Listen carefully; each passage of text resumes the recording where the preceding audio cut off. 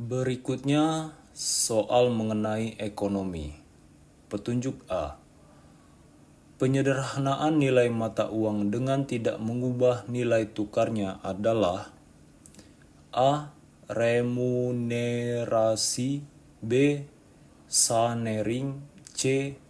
Redenominasi, D. Revaluasi, E. Devaluasi. Jawabannya adalah C. Redenominasi. Berikutnya soal nomor 2. Penyederhanaan atau pemotongan nilai mata uang dengan tidak ada jaminan bahwa nilai tukarnya tidak berubah adalah A. Remunerasi, B. Sanering, C. Redenominasi, D. Revaluasi, E. Devaluasi. Jawabannya adalah B. Sanering. Soal nomor 3. Suatu kebijaksanaan yang diambil pemerintah untuk mengatur dan memperbaiki keadaan perekonomian negara adalah A. Hukum ekonomi, B. Tindakan ekonomi, C. Politik ekonomi, D. Peristiwa ekonomi, E. Prinsip ekonomi. Jawabannya adalah C. Politik ekonomi. Soal nomor 4. Suatu barang yang sifatnya berlawanan dengan hukum pemerintahan, maksud saya permintaan adalah A. Komplementer, B. Interior, C. Given, D. Superior, E. Normal. Jawabannya adalah C. Given. Soal nomor 5. Kalau barang X naik dan konsumen membeli barang yang lebih banyak dari sebelumnya, maka antara barang X dan Y merupakan barang A. Komplementer, B. Substitusi, C. Ekonomi, D. Inelastik, E. Elastis. Jawabannya adalah B. Substitusi. Berikutnya soal nomor 6. Opportunity cost untuk suatu unit tambahan dari barang A dapat diartikan A. Laba karena memproduksi barang A, B. Harga eceran barang A, C. Metode yang paling murah untuk memproduksi barang A, D. Nilai barang-barang lain harus dikorbankan untuk barang A, E. Biaya pokok barang A. Jawabannya adalah D. Nilai barang-barang lain harus dikorbankan untuk barang A. Berikutnya soal nomor 7. Syarat-syarat berlakunya hukum ekonomi adalah ceteris paribus, yang mana artinya adalah A. Semua keadaan di luar tidak sama seperti pada waktu penyusunan hukum, B. Semua keadaan di luar harus sama seperti pada waktu penyusunan hukum, C. Keadaan di luar sering tidak sama atau sering sama seperti waktu pada penyusunan hukum, D. Keadaan berubah-ubah, E. Hukum ekonomi bias berlaku pada waktu kapanpun. Jawabannya adalah B. Semua keadaan di luar harus sama seperti pada waktu penyusunan hukum. Berikutnya soal nomor 8. Menurut J.M. Keynes, campuran tangan pemerintah dalam perekonomian sangat diperlukan untuk menjaga keseimbangan ekonomi melalui A. Ikut serta menentukan mekanisme harga, B. mekanisme pasar dengan bantuan investasi. C. Pajak yang tinggi. D. Bantuan modal bagi pihak swasta. E. Pemerintah melakukan proteksi. Jawabannya adalah B.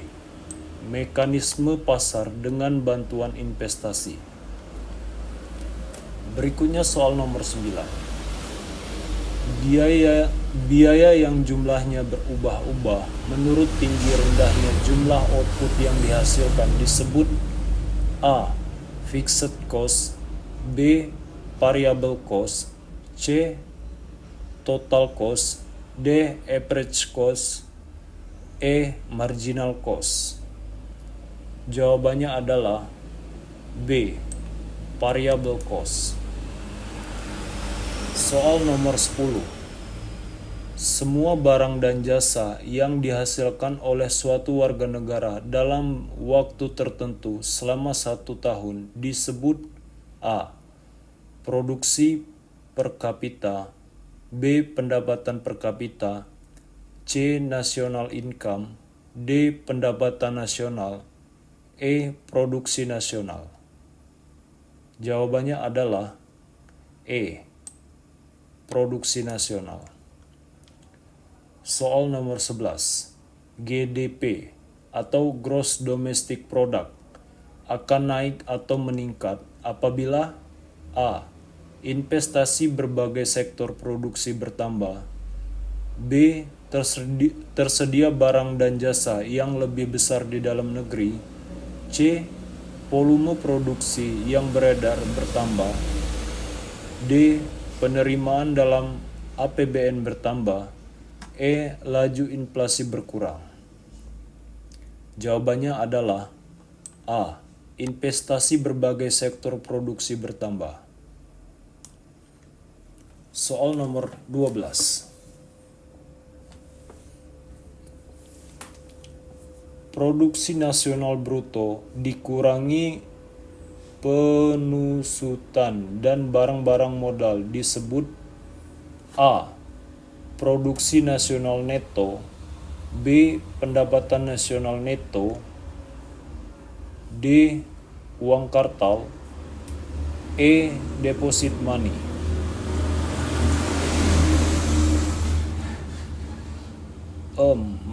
Maksud saya saya ulangi. Produksi nasional bruto dikurangi penusutan dan barang-barang modal disebut A. Produksi nasional neto. B. Pendapatan nasional neto. C. Pendapatan nasional perseorangan.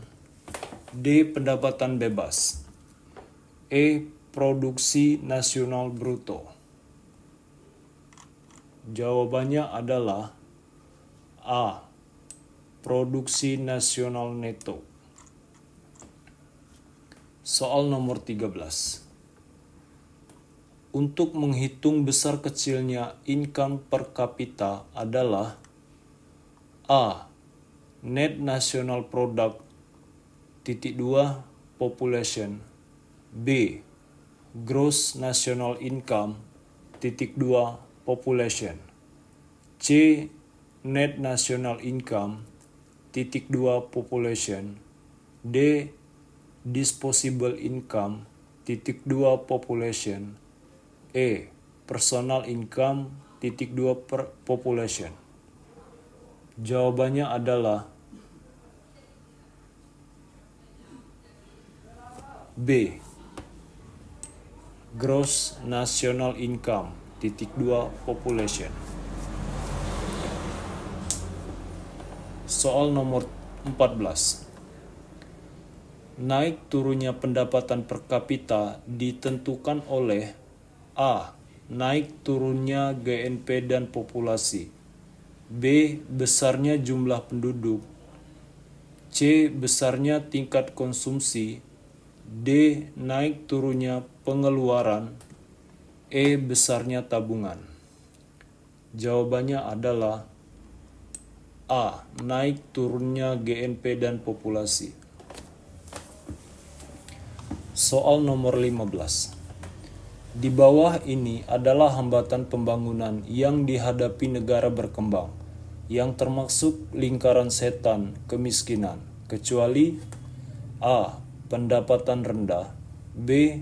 Tabungan rendah, C. Produktivitas rendah, D. Pengangguran rendah, E. Investasi rendah. Jawabannya adalah D. Pengangguran rendah. Soal nomor 16. Azas berimbang di dalam penyusunan APBN berarti A. Anggaran penerimaan disesuaikan dengan anggaran pembiayaan, B. Anggaran penerimaan lebih besar dari anggaran pembiayaan, C. Anggaran pembiayaan disesuaikan dengan anggaran penerimaan, D. Defisit di dalam anggaran pengeluaran ditutup dengan pinjaman, E.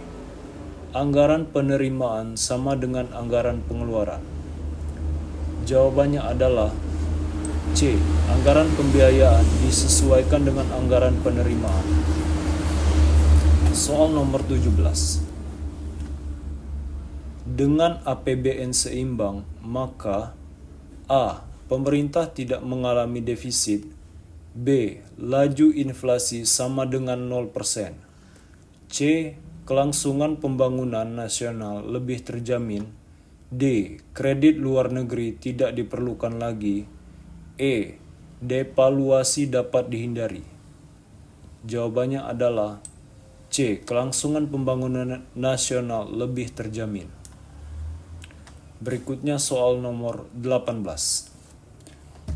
Alat pembayaran yang sah dalam hubungan tukar-menukar adalah A. Call money, B. Wesel, C. Uang girau, D. Uang kartal, E. Deposit money. Jawabannya adalah D. Uang kartal. Soal nomor 19. Fungsi utama uang adalah A. Alat pembayaran yang sah, B. Alat pemindahan harta, C. Alat berbentuk modal, D. Alat tukar-menukar, E. Alat menabung. Jawabannya adalah D. Alat tukar-menukar. Soal nomor 20. Berikut ini adalah tugas bank sentral, kecuali A. Menetapkan dan melaksanakan kebijakan moneter, B. Memberikan pinjaman kepada masyarakat, C. Mengatur dan menjaga kelancaran sistem pembayaran, D. Mengatur bank, E. Mengawasi bank. Jawabannya adalah B. Memberikan pinjaman kepada masyarakat.